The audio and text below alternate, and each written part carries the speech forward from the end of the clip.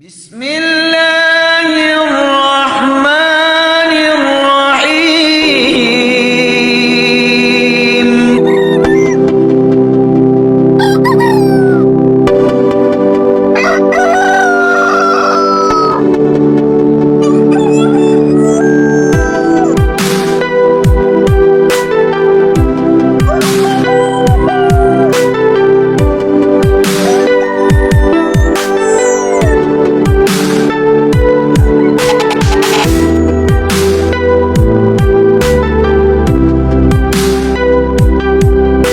Assalamualaikum warahmatullahi wabarakatuh.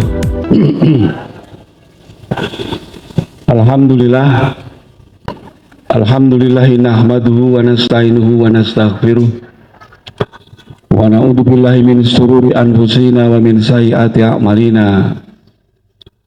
May yahdihillahu fala mudhillalah wa may yudlil fala hadiyalah. Allahumma shalli wa sallim ala nabiyyina Muhammadin wa ala alihi wa sahbihi wa barik wa sallim ajma'in, amma ba'. Qala ta'ala fi hadil karim, a'udzu billahi minasy syaithanir rajim. Ayuhan nas ittaqullaha haqqa tuqatih wa la tamutunna illa wa antum muslimun. Wa qala aidan, wasiqal ladzi taqarrabahum ilal jannati zumara hatta idza ja'uha wa futihat abwabuha wa qala lahum khazanatuha salamun alaikum tibtum fadkhuluha khalidin. Wa qala aidan, Allahumma rabbana anzil alaina ma'idatan minas sama' takunu lana ida li awalina wa akhirina wa ayatan minka warzuqna wa anta khairur razikin. Niki ayat pesugihan. Nek jenengan kepingin sugih ndonga ayat niki. Al-Maidah 118. Allahumma rabbana anzil alaina ma'idatan minas sama.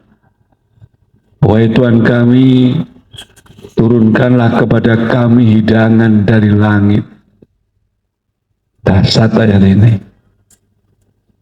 Ayat ini asbabul nuzulnya ketika Nabi Isa alaihissalam dikepung oleh orang Yahudi selama 40 hari 40 malam, tidak makan, tidak minum, bahkan tidak bisa BAB.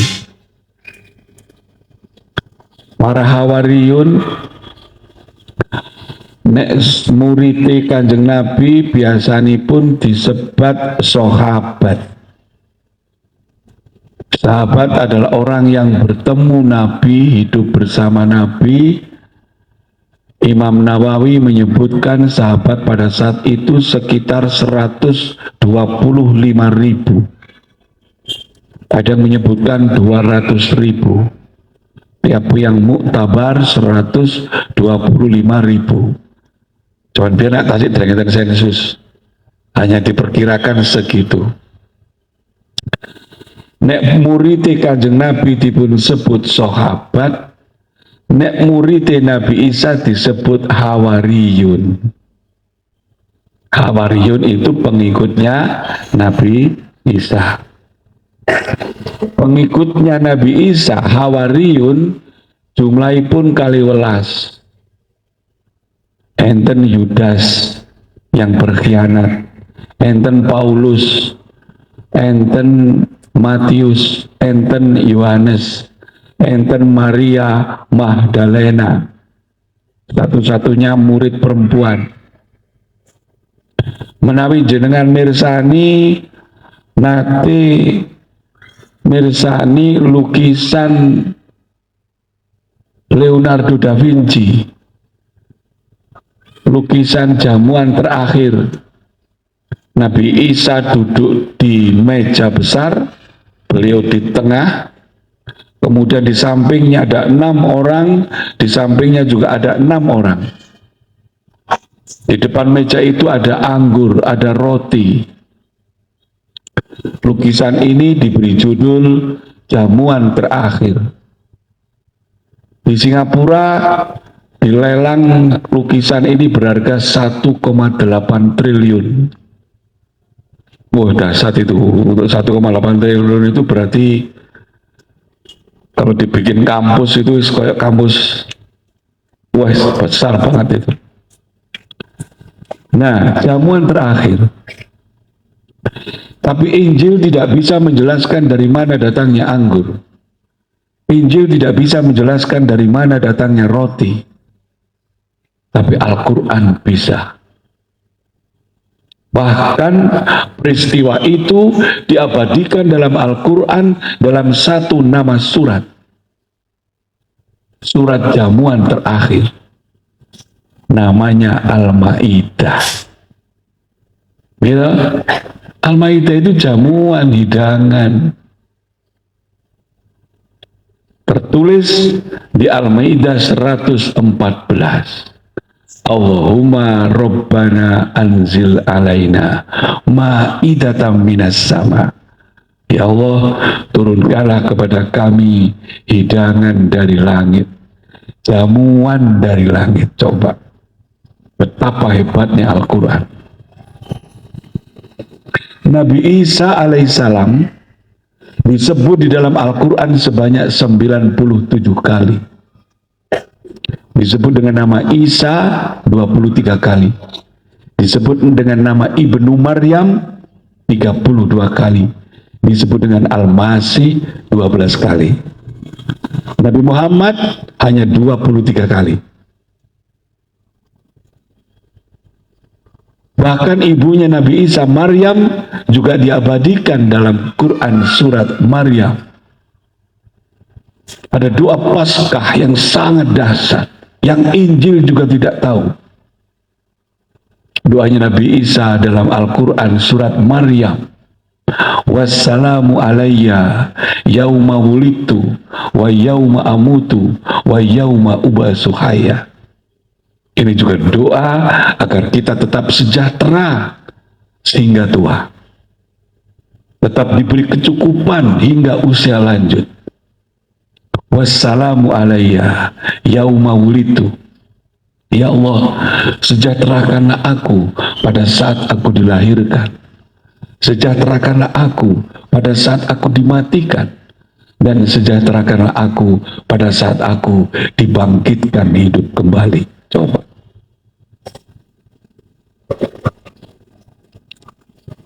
Mikir kita. Bapak Ibu sekalian, pada tahun 1879 ada 2 orang Syekh Al-Azhar berkunjung ke Prancis, tepatnya di Sorbonne University. Yang pertama bernama Syekh Muhammad Abduh dan muridnya bersama Syekh Muhammad Rashid Ridho yang menulis kitab tafsir Al-Quran Al-Azim.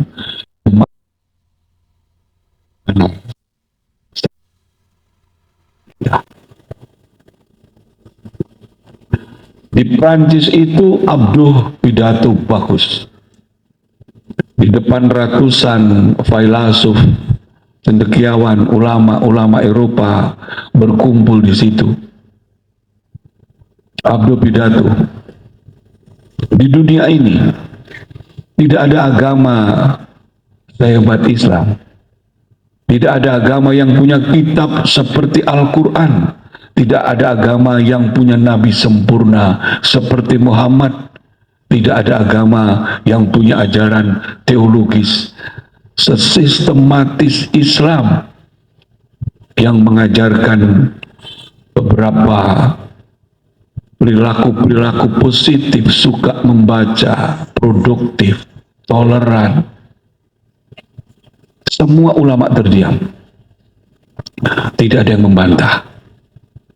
Kecuali Renan. Renan berkata, aku percaya Di dunia ini tidak ada agama yang punya kitab suci seperti Al-Quran. Tidak ada agama yang punya rasul bagus seperti Muhammad.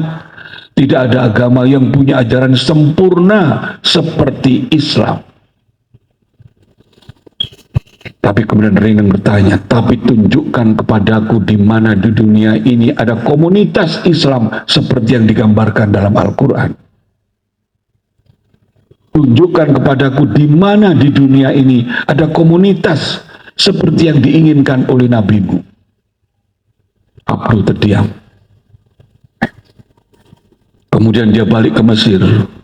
Dia lazar, dia pidato lagi. Di Mesir, aku tidak menjumpai umat Islam. Di Prancis, aku tidak menjumpai umat Islam. Tapi aku melihat Islam ada di Prancis. Sementara di Mesir, aku menjumpai banyak umat Islam. Tapi tidak mendapati Islam ada di Mesir.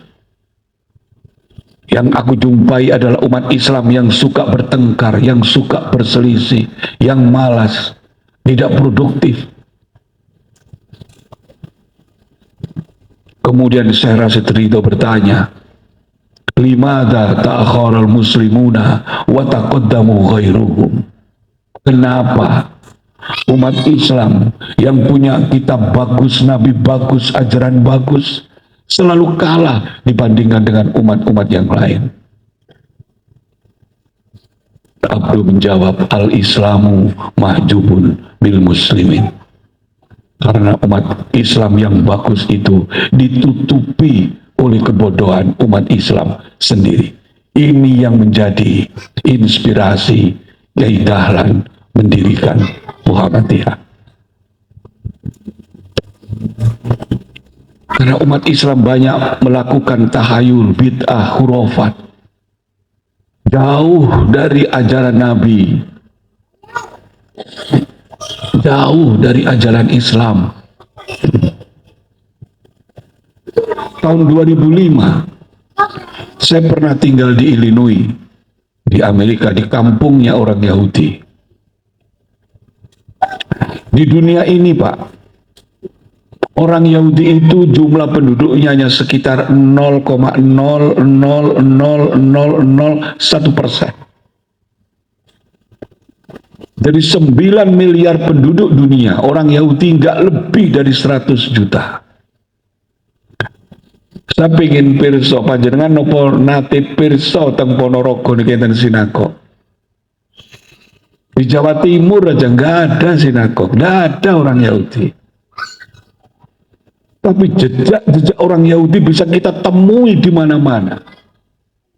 Alfamart milik Yahudi, Indomaret milik Yahudi, Telkomsel milik Yahudi, WhatsApp milik Yahudi, IG milik Yahudi, Facebook milik Yahudi, TikTok yang bikin Yahudi, gadget yang bikin Yahudi. Gimana caranya boikot, Pak? Handphone yang kita pakai ini handphonenya Yahudi. Kita ngajak boikot tapi tetap kita beli paketan milik Yahudi. Al-Quran yang kita baca, mesin cetakannya yang bikin Yahudi. Karpet yang kita pakai, pabriknya milik Yahudi. Miktowa ini pabriknya Yahudi. Coba, gimana caranya boikot, Pak? Gamis terbaik itu milik Yahudi. Dasar orang Yahudi itu. Nah, di Illinois itu satu-satunya yang saya lihat. Di sana banyak sekali lembaga kursus. Ada kursus matematika, ada kursus fisika, kimia, musik, Beethoven, Mozart. Di Indonesia, peserta kursus itu biasanya mahasiswa atau anak-anak SMU. Di sana saya lihat peserta kursusnya, Bu, ibu-ibu hamil. Ibu-ibu hamil itu loh, ibu-ibu muda belajar matematika, belajar fisika, belajar musik, Beethoven, Mozart. Saya tanya, lu, Anda kok masih kursus, kenapa sudah hamil? Apa dia bilang? Bukankah ini ajaran nabimu? Kaget saya. Bukankah ini ajaran agamamu? Nah, ajaran yang mana, saya bilang? Bukankah nabimu berkata, utlubul ilma minal mahdi ila lahdi? Coba. Belajar itu dimulai dari sejak kandungan. Mereka tidak belajar untuk dirinya, tapi belajar untuk anak yang dikandungnya. Sebab itu kalau sekarang kita lihat ratusan anak-anak Yahudi muda, juara olimpiade matematika, olimpiade fisika, karena mereka belajar sejak kandungan. Datang begini dia mboten. Ibu-ibu hamil ngidam, lemas. Coba. Kalau kita ingin mudah anak-anak kita menghafal Quran, ya minimal ketika hamil itu khatam Quran murotal 10 kali lah. Kalau mereka karena Yahudi, Beethoven, Mozart, kita perdengarkan, itu kan masa-masa golden age. Kenapa orang Yahudi kok bisa seperti itu? Karena mereka paham Al-Quran, paham Muhammad, seperti mereka paham terhadap anak-anak mereka sendiri. Innalladzina ya'rifuna kama ya'rifunahu abna'ahu. Al-Baqarah. Orang-orang Yahudi itu mengenal Islam, mengenal Muhammad, seperti mereka mengenal anak-anak mereka sendiri. Yang kedua, kenapa orang-orang Yahudi itu begitu kaya raya? Sama, mereka juga mengamalkan ajaran Nabi. Ajaran tentang apa? Tentang zakat. Nabi Muhammad sudah berkata berkali-kali, kalau kamu pengen kaya, zakat. Orang Yahudi menyebutnya bukan zakat, tapi CSR. 20% dari penghasilan kotor diberikan. Banyak orang Yahudi. Ford Foundation, Toyota Foundation, disebar untuk ribuan doktor S3, itu milik Yahudi semua, Pak. Coba. Mereka suka berderma, suka berzakat, suka memberi. Karena ini kata nabimu, orang bisa kaya kalau bisa zakat. Ini yang kemudian oleh Abdul disebutkan, kita itu banyak hikmah tapi ditutupi oleh kebodohan kita sendiri. Kita yang punya Al-Quran, kita yang punya ajaran, yang menikmati hikmahnya orang lain. Itulah Kiai Dahlan ingin merebut kembali. Bapak Ibu sekalian, saya kemarin di mana, di Babatan, saya sampaikan. Saya juga pernah tinggal di Vancouver, di Kanada. Waktu itu puasa, musim kering, puasanya 21 jam, Pak. Selikur jam, Bu, siapa? Hanya ada waktu 3 jam, damel buko, damel sholat maghrib, tarweh, isya, sahur, subuh, bayu, berat, Pak. Karena uang buka-buka sahur, karena uang bagi-bagi takjil, dewemple. Saya teringat betapa enaknya hidup di Indonesia. Saya juga pernah puasa di Bahrain, di Qatar, di Abu Dhabi, sepi nyenyet Ramadan. Boten enten sing kok teng Indonesia. Teng mriku niku batalaken siam niku mek iftar. Dengan kurma yang manis-manis niku. Kurma 3 biji, 5 biji, 7 biji, ditambah air putih separuh gelas. Ngoten tak cekap. Teng mriki Ponorogo mboten takjil. Berontak telu, weci papat, kolek sak mangkok, mulai ditakoni wis buka Mas durung, coba. Lawat dewi ini kira dereng sego, dereng ngedol, Pak. Indonesia itu jenengan patosin sak donya pun negeri sama yang seperti kita, ndak ada. Dasar Indonesia. Turki, Pak, sepi, rame di Facebook. Asli Turki itu sepi nyet. Hampir 50% orang Turki itu sekuler. Kok khilafah aja dijatuhkan di Turki kok. Indonesia itu Masya Allah dasar. Makanya kita harus bersyukur tinggal di Indonesia. La in syakartum la azidanakum wa la in kafartum inna adzabi lasadid. Bersyukur. Tahun 2007 saya bawa 2 orang mufti dari Ummul Qura. Saya bawa ke kampus. Saya jemput dari Juanda sampai teng kampus Unmu, teng jembatan jaluk mudun, Pak. Jaluk mudun. Sujud takbir, sujud syukur. Habis dari takbir apa dia bilang? Hadal jannah, hadal jannah, hadal jannah. Ini surga, ini surga. Aku bingung lah, apa ngarep kok surga, surga coba. Ternyata apa? Konsep surga dalam Al-Quran itu apa, Pak? Tajri min tahtihal anhar. Bangunan tinggi, di bawahnya mengalir sungai. Coba. Ini untuk kampus dhuwur Masjid Air Fakhruddin di Isorono kali Brantas. Suwargo. Teng Mekah mboten enten kali, Pak. Teng Madinah mboten enten kali. Kali niku simbol swarga. Tapi kali teng Indonesia swarga malah diuyui. Coba.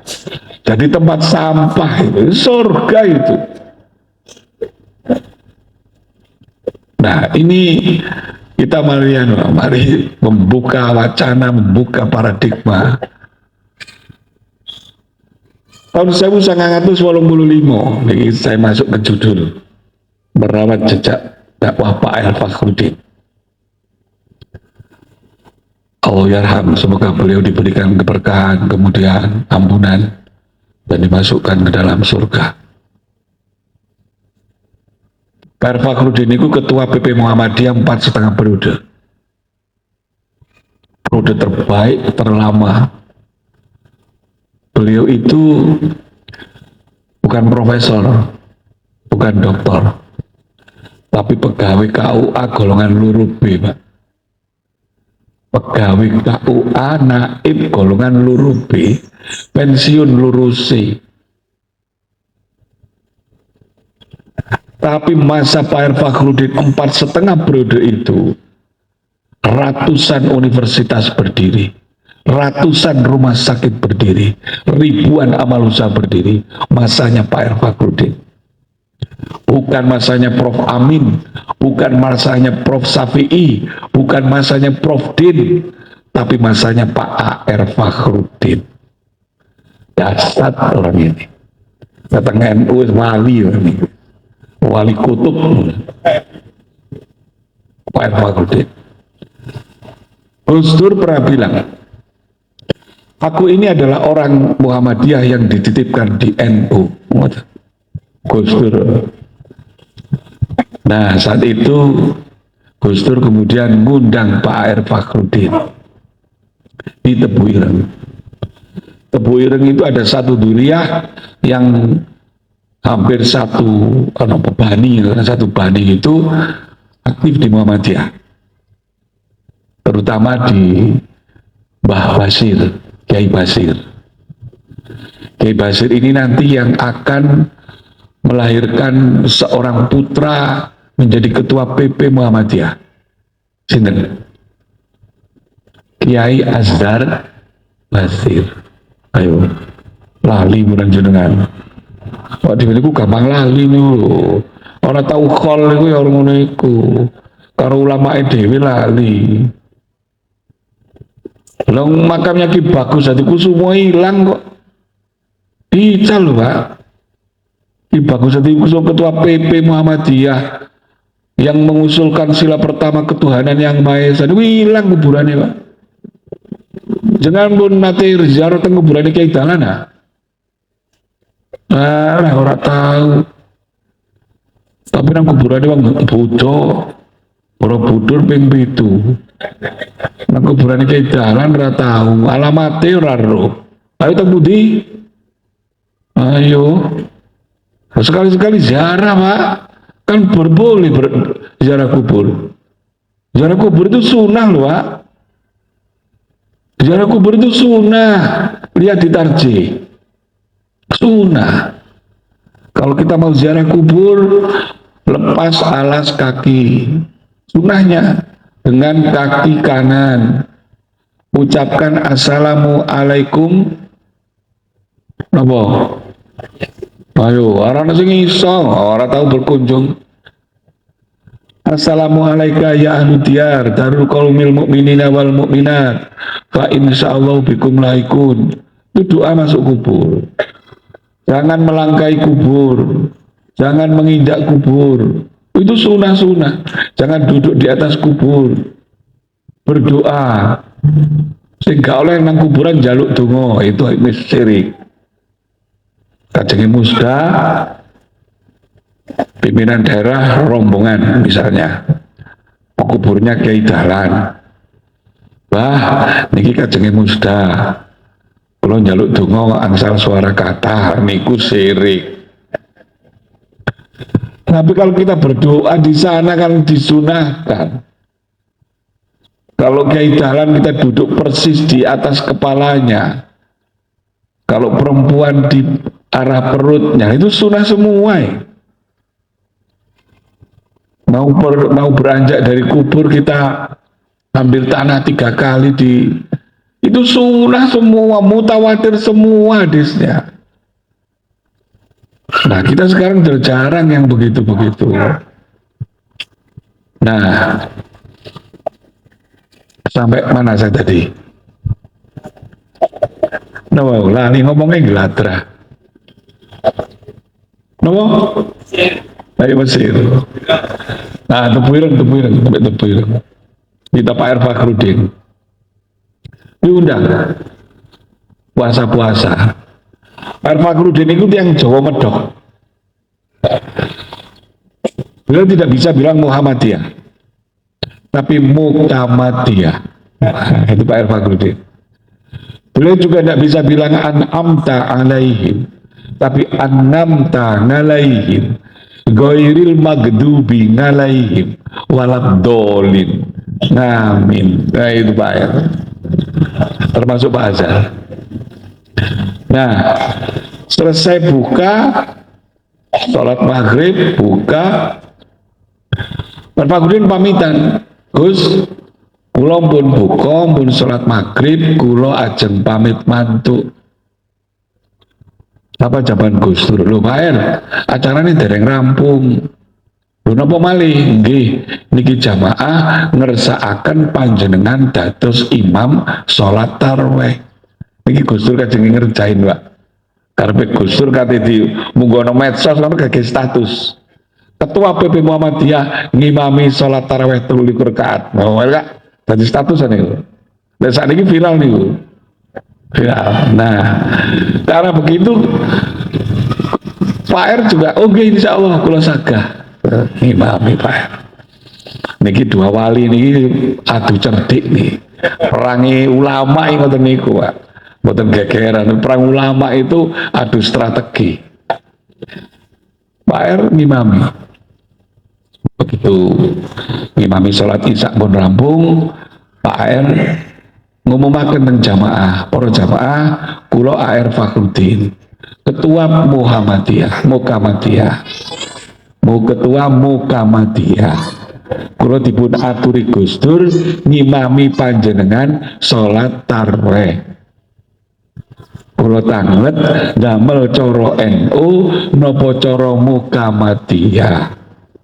Semua jamaah sepakat NU berarti 23 rakaat. Biasa nih bolo NU 23 rakaat 15 menit mari. Pak R mboten sampai jam 8:30 oleh 8 rakaat. Dengkule jamaah ndredeg kabeh. Lemes kabeh. Nah, setelah beliau tahu ndredeg kabeh Pak R noleh malih para jamaah lanjut 23 napa witir. Bayo sepakat witir coba. Itu Pak R Fakhrudin. Boten nyesat-nyesat no, boten ngapir-ngapir no. Dan itu oleh Gus Dur dibilang ini ada ulama Muhammadiyah yang bisa memuhammadiyahkan 1.000 orang NU dalam semalam. Coba. Dasar Pak Herpakrudin itu. Pernah beliau di Bengkulu, ditugaskan jadi staf di Bengkulu. Diundang kali jamaah itu, diundang yasinan. Nah, jangan diundang yasinan, dugi napa mboten? Alah mboten. Kayak kula paling. Nek ana tanggane yasinan golek alasan ya apa carane gak teko. Sing jare nyambangi putu, sing jare macam-macam, sing penting mboten dugi. Coba. Pak R dugi, Pak. Tudang yasinan datang Pak R Fahrudin. Kemudian tanya, berangkatnya saking pundi? Para jamaah jawab, nggih saking griyane piyambak Pak R. Terus pundi menawi berangkati saking masjid. Loh, kok saking masjid nggih jamaah isak riyin lho. Satu dakwah kena. Jamaah yasin sing biasane gak tahu sholat isak berjamaah, saiki dijak berjamaah. Kita berjamaah dulu sholat isak di masjid, terus berangkati sareng-sareng. Nah, sampai di tempat ngaji Pak R Fahrudin tanglet malih ngaji ini dos pundi ini biasa Pak R mau Fatihah, tawasulan, mau yasin, donga, berkatan, wangsul nopo sajangi Pak R kula usul setunggalan sa lu monggo menawi sak derenge berkatan yasinan iku diji ngoten dos pundi ditafsir diji kirangan setunggal nopo 3 ayat lho menawi jenengan kersa monggo nah dikajilah 1 sampai 5 ayat jamaah seneng. Malam Jumat berikutnya Pak R gimana kalau yang kemarin dilanjutkan loh murun jenengan monggo dilanjutkan ayat 1 sampai 5, ayat 6 sampai 10. Setahun setengah pengajian jamaah yasin berubah tadi ranting Muhammadiyah. Niku dakwah. Niku jenenge dakwah. Saya pernah insya Allah saya juga Sabtu minggu depan saya diundang di Pekalongan, di Rembang. Di pesantrennya Gus Mus, Raudhatul Thalibin. Keluar kita ngendong laris Pak. Saya ini di Muhammadiyah, ketua MUI mungkin satu-satunya di Indonesia yang ketua MUI-nya Muhammadiyah saya. Padahal dulu yang mendirikan MUI itu Muhammadiyah. Tapi saya mau NU itu. Ketua MUI pertama itu Buya Hamka, Muhammadiyah yang mendirikan. Terus Kiai Hasan Basri, Muhammadiyah. Setelah itu lepas. Nah, saya waktu itu manggung bersama Gus Baha waktu belum terkenal Gus Baha, kemudian dari Muhammadiyah saya ada lagi dari family Kiai Ali Yahya Lasem, hallnya Mbak Bisri. Kiai Ali Yahya Lasem bagus ceritanya, saya sampai terharu mendengarnya. Dia bilang dari Lasem ke Rembang di perempatan jalan mobilku berhenti. Kemudian datang seorang senuk menawarkan diri. Napa mriki senuk? PSK niku nggih. Perempuanan itu, senuk itu. Pelacur itu menawarkan diri. Om, malam ini butuh teman ya? Iya, butuh konco aku. Malam ini aku butuh teman sampai pagi. Senuk itu naik ke mobil saya. Melesat ke Rembang. Di perjalanan dia nyerocos saja nggak berhenti. Kepalaku pusing, perutku mules karena bau parfum campur bau kelek. Wes mumet pokoknya. Tak biarkan saja. 100 meter dari tempat ngaji, serbanku tak pakai, kopi aku tak pakai, tasbihku tak pegang, gamisku tak ikat. Jangan tanya kagetnya senuk itu. Om kiai ya, iya aku kiai. Maaf om, salah masuk kak. Kon gak salah masuk, malam ini aku butuh teman sampai pagi. Malu om ikut pengajian kak. Wong tadi senu orang izin kok pengajian izin. Turun. Di tempat ngaji turun. Apa kata Kiai Ali Yaya Lasem? Bu, saya pinjam gamis dan kerudung.